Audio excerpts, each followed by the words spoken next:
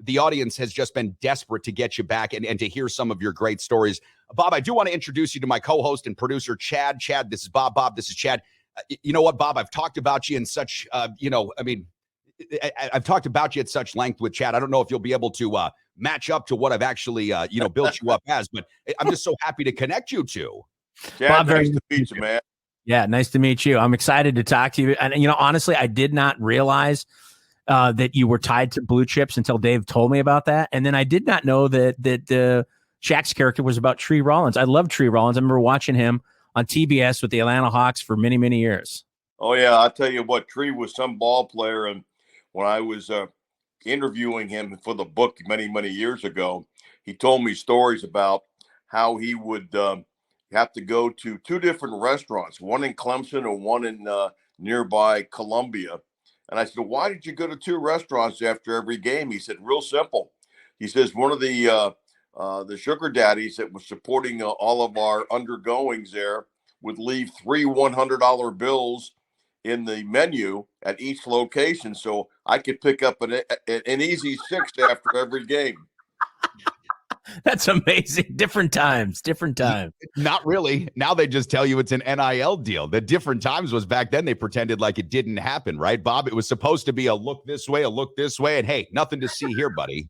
It was wink, wink. I remember going out to Vegas one time, and when I was actually putting together the book with Tate Slock, the head coach at Clemson, who the book was based on, and it was his confessional.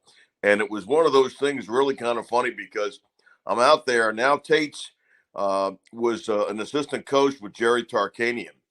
And I know, Dave, you know the whole practice facility out there. You've been there many times. So I go in the room talking to him, and Jerry says, I understand you're doing this book with Tate's. I said, yeah, coach, that's why I'm out here. We're going over all the data that's inside the book to make sure everything is on the up and up and we're okay with everything.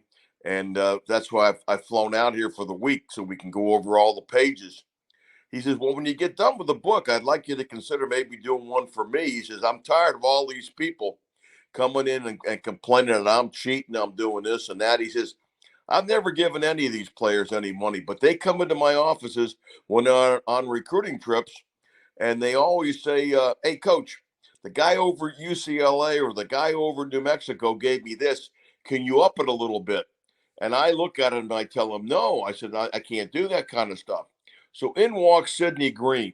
Now, Sidney, I was sitting behind the door in a lounge chair, and when the door was open, you couldn't see where I was sitting. So he doesn't know I'm in the room.